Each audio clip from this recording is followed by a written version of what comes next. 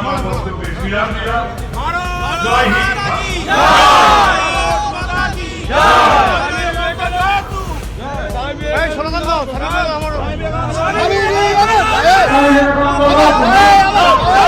বরণ করে নিচ্ছেন মাননীয় সাংসদ বিশিষ্ট সমাজসেবী, প্রত্যেক একটু জোরে হাততালি হবে মাননীয় শ্রী শ্রমিক ভট্টাচার্য মহাশয়কে, রাজীব পোদ্দার এবং স্যারকে আমরা ফুল দিয়ে এবং উপহার দিয়ে শুভেচ্ছা জানাবো। যার উদ্যোগে এত সুন্দর অনুষ্ঠান, ডাক্তার শ্যামাপ্রসাদ মুখার্জি সেবা সাংস্কৃতিক মঞ্চের সম্পাদক শ্রী তাপস মিত্র। স্বামী বিবেকানন্দের আবির্ভাব দিবসে আজকের এই রক্তদান শিবিরে আয়োজক ভাই তাপস মিত্র, শ্রী রাজীব পোদ্দার, শ্রদ্ধেয় শ্রী তাপস রায়, বেশ রানা, এখানে সম্মানিত মঞ্চ এবং উপস্থিত আমার সহকর্মী বন্ধুগণ, এক বিশেষ যুব সন্ধিক্ষণে দাঁড়িয়ে আর সারা ভারতবর্ষে বীর সন্ন্যাসী স্বামী বিবেকানন্দের 163তম আবির্ভাব দিবস পালিত হচ্ছে। যিনি পরাধীন ভারতবর্ষে দাঁড়িয়ে সামগ্রিকভাবে এই যুব শক্তির উত্থান চেয়েছিলেন, যিনি সমাজের সম্পূর্ণ অন্ধকারাচ্ছন্ন একটা পরিবেশে বলেছিলেন গীতা ছেড়ে ফুটবল খেলো। আবার একই সঙ্গে যিনি বলতেন যে গর্ব করে বলো আমি হিন্দু, যিনি বলতে পেরেছিলেন যে আগামী 100 বছর তোমাদের একমাত্র আরাধ্য দেবতা হোক ভারত মাতা, আজকে সেই স্বামী বিবেকানন্দের পূর্ণ আবির্ভাব দিবস। যিনি ভারতীয় অস্মিতা, ভারতীয় বহমানতা, ভারতীয় বহুত্ববাদ, ভারতের গৌরবোজ্জ্বল ইতিহাসকে সারা পৃথিবীর সামনে তুলে ধরেছিলেন, তিনি স্বামী বিবেকানন্দ। যিনি ব্রিটিশ শাসনের আগ্রাসনের শিকার যখন সন্ন্যাসীদের মধ্যে নেমে এসেছিল, তখন তিনি বলেছিলেন আমরা রাজনীতি করি, কিন্তু কেউ যদি এগিয়ে আসে তোমরা দাঁড়িয়ে জীবন দাও। আমরা যারা বাঙালি, আমরা যারা 23শে জানুয়ারি একটু রাজনীতি খেলা করি, আর 25শে বৈশাখ একটু সংস্কৃতি খেলা করি,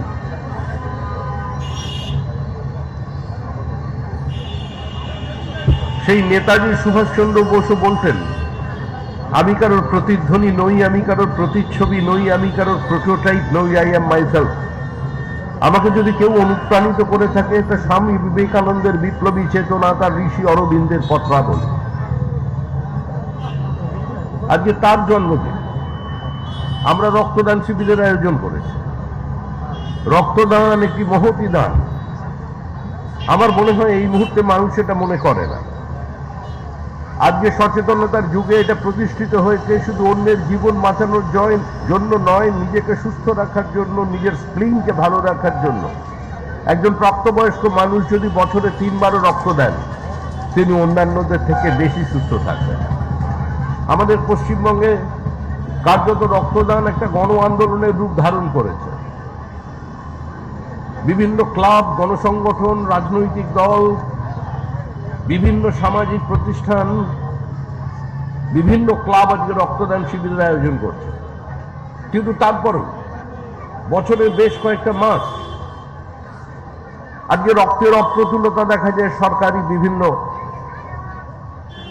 ব্লাড ব্যাংকে, আর তার থেকে নিজেদের বাইরে বের করে আনবার জন্যই আজকের এই দিনটা আপনারা বেছে নিয়েছেন। কিন্তু আজ যে মুহূর্তে দাঁড়িয়ে আমরা রক্তদান শিবিরের আয়োজন করেছি, আমি সকালবেলা স্বামী বিবেকানন্দের পূর্ণ জন্মভিটে যখন পৌঁছলাম, তখন আমাকে সাংবাদিকরা প্রশ্ন করছেন যে দেখুন বিবেকানন্দের ছবির ওপরে উত্তরাধিকারীর ছবি, আর তার তলায় লেখা আছে যুবরাজ, আপনি কি বলবেন? আমি বললাম যে রবীন্দ্রনাথ বলে গেছেন আমারই চেতনারই রঙে চুনি উঠল রাঙা হয়ে পান্না হলো সবুজ। এর আগে কেউ আমাদের মুখ্যমন্ত্রীর মধ্যে সারদা দেবীকে দেখতে পেয়েছিলেন, বলেছিলেন সারদা দেবী নতুনভাবে কাল তিথি মেনে কালীঘাটে আবির্ভূত হয়েছে। এরপরে যদি কেউ কাউকে বিবেকানন্দ দেখতে পান, তাতে কোনো অসুবিধা নেই। কেউ যদি মনে করেন ইনি বিবেকানন্দ থেকেও মহান, তাই বিবেকানন্দের জন্মদিনে বিবেকানন্দের প্রতিকৃতির ওপরে তার ছবি আটকে দেন, তার জন্য আমরা কি করতে পারি? যারা কাজ করেছেন তারা ভালো থাকুন, তারা আনন্দে থাকুন। স্বামী বিবেকানন্দকে আজকে চ্যালেঞ্জ জানানো হলো। এর আগে রবীন্দ্রনাথ চ্যালেঞ্জের মুখে পড়ে গেছেন। রবীন্দ্রনাথের গীত বিতান, কবিতা বিতান হয়েছে, রবীন্দ্রনাথের গীতাঞ্জলি, কথাঞ্জলি হয়েছে। রবীন্দ্রনাথ তার সারা জীবনের সঞ্চয় দিয়ে বিশ্বভারতী বিশ্ববিদ্যালয় তৈরি করেছিলেন। তার স্বপ্নের শান্তিনিকেতনে আজকে তার সব গেটের সামনেও নতুন বিশ্ববিদ্যালয়ের দরজা হয়েছে, বিশ্ব বাংলা বিশ্ববিদ্যালয়। রবীন্দ্রনাথ চ্যালেঞ্জের সম্মুখে। দেবাদিদেব মহাদেব তিনি পর্যন্ত কৃতজ্ঞতা স্বীকার করে কৈলাস পর্বত থেকে নবান্নে চিঠি পাঠিয়েছেন। কারণ বর্তমান শাসক দলের পক্ষ থেকে বলা হচ্ছে যে দুর্গাপুজোকে সারা পৃথিবীর সামনে কে তুলে ধরল? তুলে ধরেছে তৃণমূল কংগ্রেস, তুলে ধরেছে মমতা বন্দ্যোপাধ্যায়। এখন বিসর্জনের দিনও পরিবর্তন হয়ে যাচ্ছে। এরপরে কোনদিন দুর্গাপুজো কবে থেকে শুরু হবে সেটাও তৃণমূল কংগ্রেস ঠিক করে দেবে। পিতৃপক্ষে মায়ের বোধন শুরু হয়ে গেল, পিতৃপক্ষে চক্ষুদান আমরা দেখলাম। এরপরে দেখা গেল সরাসরি স্বামী বিবেকানন্দকে চ্যালেঞ্জ করা হচ্ছে। একটা সমাজ সম্পূর্ণ নিজের অতীত সম্পর্কে যখন বিস্তৃত হয়ে গিয়েছিল, সেই যুগ সন্ধিক্ষণে স্বামী বিবেকানন্দ নতুন মন্ত্র নিয়ে এসেছিলেন। একটা সমাজ যখন তার নিশ্চিত বর্তমানকে অ্যাড্রেস করতে পারছিল না, তখন ঋষি বঙ্কিমচন্দ্র এসে আমাদের মন্ত্র দিয়েছিলেন বন্দে মাতরম। 1937 সালে সেই বন্দে মাতরম খণ্ডিত হয়ে গিয়েছিল। সেদিন যদি দাঁড়িয়ে কেউ বন্দে মাতরমের খণ্ডনের বিরোধিতা করতেন, তাহলে হয়তো 1947 সালে এই ভারত বিভাগ থেকে নিজেদের আটকে দেওয়া যেত। আপনারা যারা এখানে বারাসতের মানুষ আছেন, মধ্যমগ্রামের মানুষ আছেন, দত্তপুকুরের মানুষ আছেন, এই বিস্তীর্ণ উত্তর 24 পরগনা অঞ্চল, এখানে পূর্ববঙ্গের উদ্বাস্তুদের বাস, আপনাদের ওপারে সবকিছু ছিল। আপনারা সমস্ত কিছু ত্যাগ করে আজকে এপারে কেন চলে এসেছেন? আজকে কেন আপনারা এখানে এসে নিজেদের ভারতীয় বলে পরিচয় দিতে পারছেন? আপনার পাশে যারা দাঁড়িয়েছিল, আপনাদের জন্য যিনি লড়াই করেছিলেন, তিনি পূর্ববঙ্গের মানুষ ছিলেন না, অর্থাৎ আমাদের চলতি ভাষায় বাঙাল ছিলেন না। তিনি ছিলেন একজন নির্ভেজাল ঘটি, ডক্টর শ্যামাপ্রসাদ মুখার্জি, যিনি পরাধীন ভারতবর্ষে ব্রিটিশ ইন্ডিয়াতে দাঁড়িয়ে কলকাতা বিশ্ববিদ্যালয়ের সমাবর্তন অনুষ্ঠানে রবীন্দ্রনাথ ঠাকুরকে বাংলায় বক্তৃতা করবার জন্য আহ্বান জানাতে পারতেন। তিনি ছিলেন ডক্টর শ্যামাপ্রসাদ মুখার্জি, যার নামে আজকে এই সংগঠন এর নামাঙ্কন করেছেন।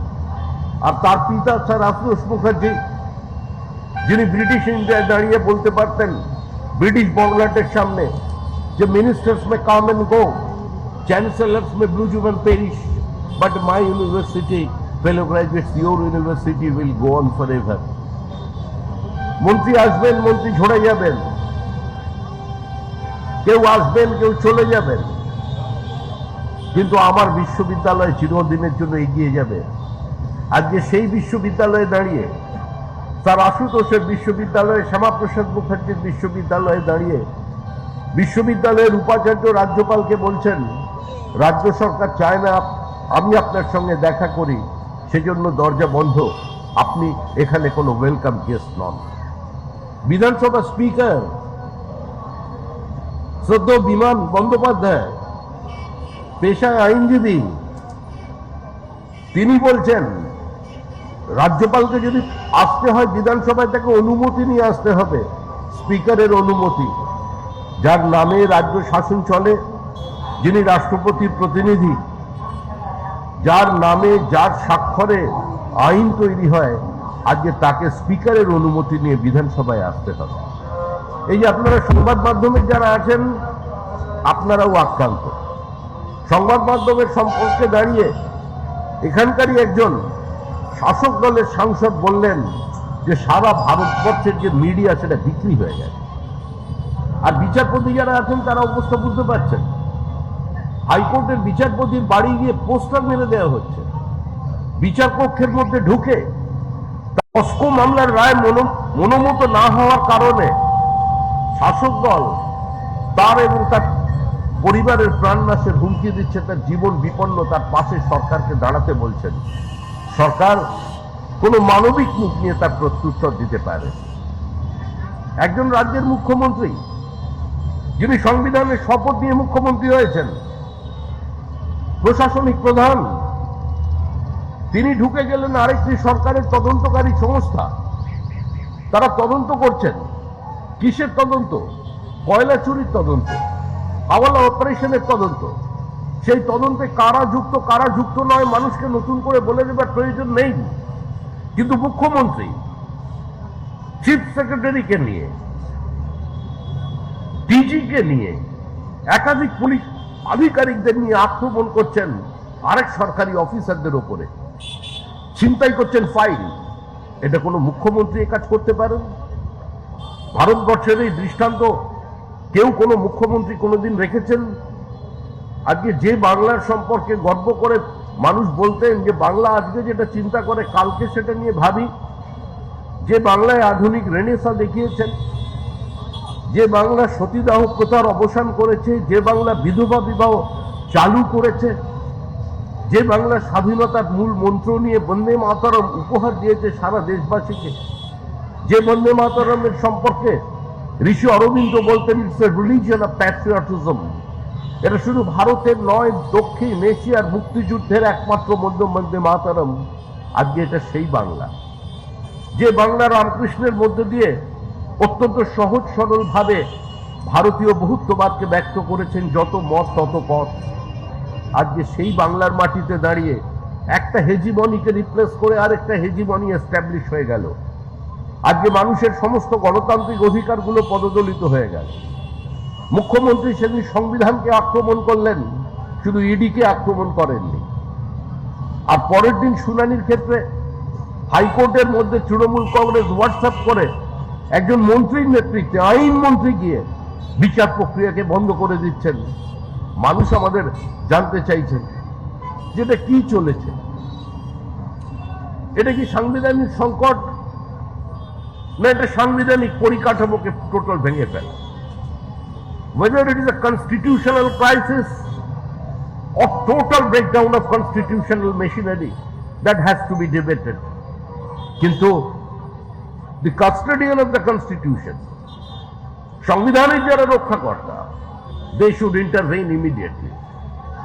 আজকে মানুষের মৌলিক অধিকারগুলো বাজেয়াপ্ত হয়েছে, মানুষের প্রতিবাদ, মানুষের সমালোচনাকে রক্তাক্ত ক্ষতবিক্ষত করে দেওয়া হয়েছে।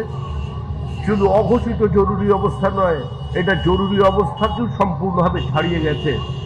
আজকে এই বন্ধন থেকে, এই ভ্রষ্টাচার থেকে, এই মেধার অমর্যাদা থেকে পশ্চিমবঙ্গবাসীকে মুক্ত করতে হবে। আজকে যারা বিভিন্ন সময়ে গান গেয়েছিলেন, মন্ত্রবোধের সঞ্জীবন বন্দে মাতরম ছাত্র রাজনীতি করার সময়, আজকে সেই বন্দে মাতরম আক্রান্ত, বন্দে মাতরম রক্তাক্ত। আজকে তাও আমরা এখানে স্বামী বিবেকানন্দের জন্মদিন পালন করছি, কিন্তু এখান থেকে মাত্র 40 মিনিট বা 45 মিনিট যদি আপনি এগিয়ে যান, বাংলাদেশের সীমান্ত পাবেন।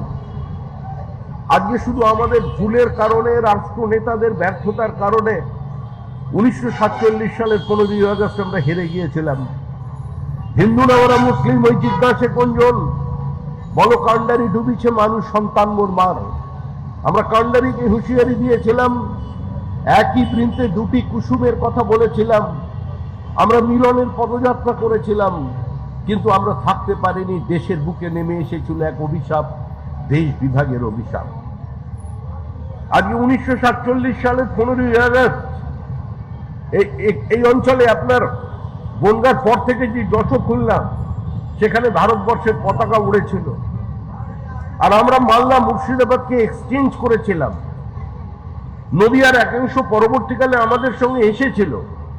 আজকে 17 তারিখে ওরা আবার পাকিস্তানে চলে যায়, আর আমরা আমরা ফিরে পাই আমাদের মালদা, মুর্শিদাবাদ এবং নদিয়ার কিয়দংশ। কিন্তু একবারও ভেবে দেখেছেন আপনারা যারা যশোর, খুলনা থেকে এসে এই মধ্যম গ্রাম বারাসতকে ভরিয়েছেন, এখানে শ্রীবৃদ্ধি করেছেন, নিজেদের জীবন যৌবনকে সুরক্ষিত করেছেন, আপনার পরবর্তী প্রজন্মকে উচ্চশিক্ষিত করেছেন, ধনবান করেছেন, আপনারা বাড়ি তৈরি করেছেন, ফ্ল্যাট কিনেছেন, আবার কেউ মধ্যম গ্রাম ছেড়ে সল্টলেকে চলে গেছেন, যোধপুর পার্কে চলে গেছেন, ভারতবর্ষের বিভিন্ন প্রান্তে চলে গেছেন। এই মাটিতে বসে যারা ছেলে মেয়েদের শিক্ষিত করে তাদের আমেরিকায় পাঠিয়েছেন, ইউরোপে পাঠিয়েছেন, যারা যে ডলার পাউন্ডসে রোজগার করছে, আজকে আপনারা একবারও তাদের কি জানাবার চেষ্টা করছেন যে এই মাটিটা আসলে তোমার মাটি নয়, তোমার মাটি ওপারে ছিল, ওখানে তোমরা থাকতে পারোনি। আজকে ওখানে স্বামী বিবেকানন্দের জন্মদিন পালন হচ্ছে না। ইসকন দাঁড়িয়ে, ইসকনের যিনি প্রতিষ্ঠাতা, তিনি বারবার একটা কথা বলতেন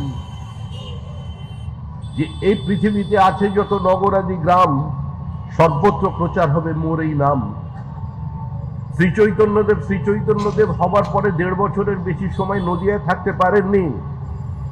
আজকে নবাবদের বা সেখানে মৌলবীদের অত্যাচারের কারণে তিনি চলে গিয়েছিলেন উড়িষ্যায়। 11.5 বছর একজন হিন্দু রাজার কাছে তিনি ছিলেন।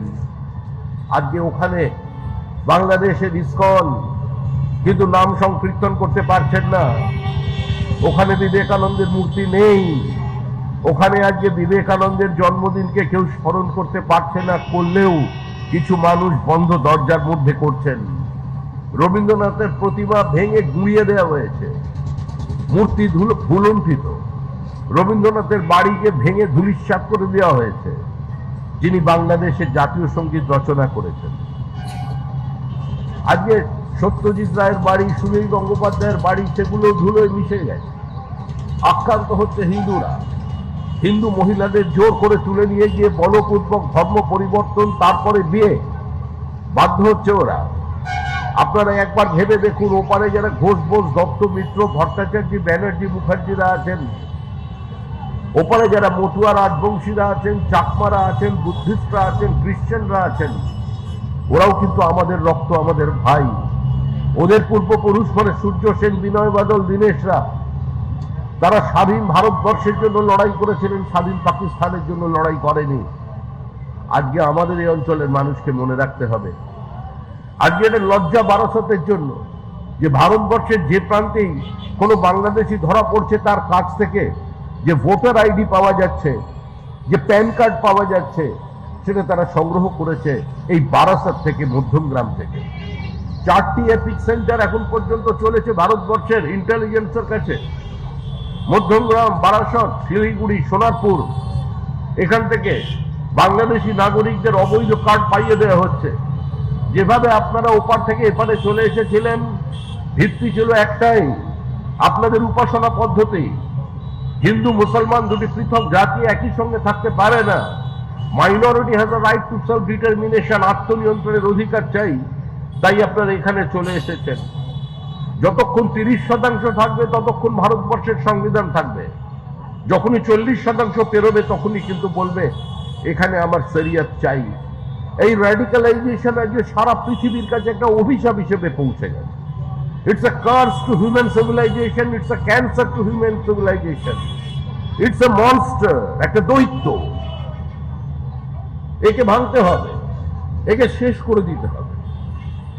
ভারতবর্ষকে দারুল হার্ব, যুদ্ধভূমি বলে, নাপাক, অপবিত্র বলে যারা দেশ ছেড়ে চলে গিয়েছিল, তারা আবার এখানে ঢুকে পড়েছে।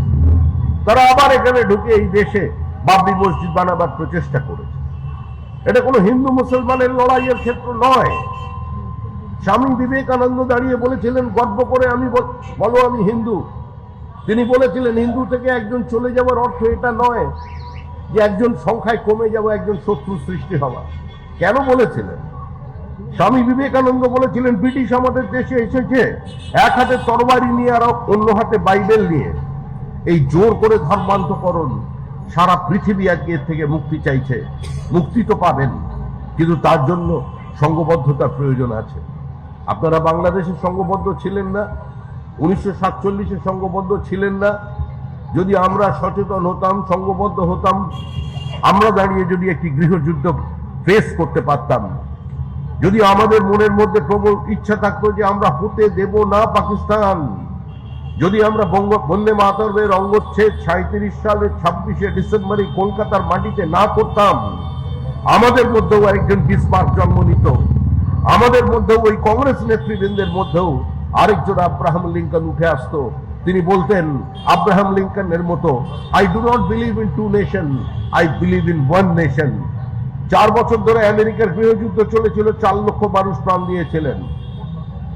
আর আমরা যারা ভারত ভাগ করেছি, আমাদের কারণে 20 লক্ষ মানুষের প্রাণ গেছে, কিন্তু সেই অভিশাপ থেকে এখনো আমরা মুক্ত হতে পারিনি। আজ আবার সম্মুখ সমরে এসে গেছে। মুর্শিদাবাদ মালদার পরিস্থিতি আপনারা দেখছেন। আরন চ্যান্সেলর বিসমার্কের কথা স্মরণ করুন। বিসমার্ক বলেছিলেন, when enemy at your doorstep, that problem cannot be sorted out by eloquence, it requires action, you have to fight and fight vigorously। আজকে সেই অবস্থায় পৌঁছেছে ভারতবর্ষ, সেই অবস্থায় পৌঁছেছে পশ্চিমবঙ্গ। আরে যদি মাটি থাকে, যদি রাষ্ট্র থাকে, যদি দেশ থাকে, যদি রাজ্য থাকে, তবেই কংগ্রেস থাকবে, তৃণমূল থাকবে, বামপন্থীরা থাকবে, বিজেপি থাকবে। কারণ ওপার বাংলায় এরা কেউ থাকতে পারেনি। ওপার বাংলায় গান্ধীবাদ চলেনি, মার্ক্সবাদ চলেনি, একাত্ম মানববাদ চলেনি, রামনারায়ণ রাম চলেনি, অনুকূল ঠাকুর চলেনি, রাম ঠাকুর চলেনি, একই বৃন্তে দুটি কুসুম চলেনি।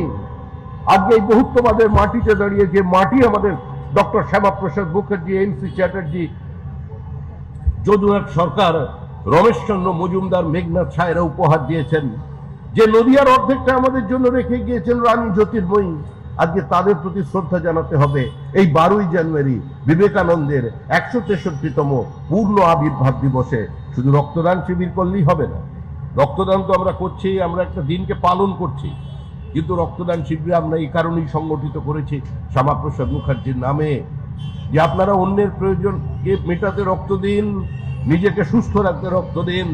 আর তার সঙ্গে সঙ্গে এই মঞ্চটা থেকে আমরা যে বার্তা দিতে চাইছি, এই ভ্রষ্টাচারের বিরুদ্ধে, এই ছিনতাইয়ের বিরুদ্ধে, ভারতীয় সংবিধানের এই অমর্যাদার বিরুদ্ধে, যুক্তরাষ্ট্রীয় ব্যবস্থাকে অস্বীকার করবার বিরুদ্ধে, একটা দুর্নীতিকে প্রাতিষ্ঠানিক স্বীকৃতি দেওয়ার বিরুদ্ধে, একজন মুখ্যমন্ত্রীর কার্যত ছিনতাই করার এই আচরণের বিরুদ্ধে আজকে সমাজ সংগঠিত হোক, যুব সমাজ সংগঠিত হোক, তাদের মেধা যেন মর্যাদা তারা পায়।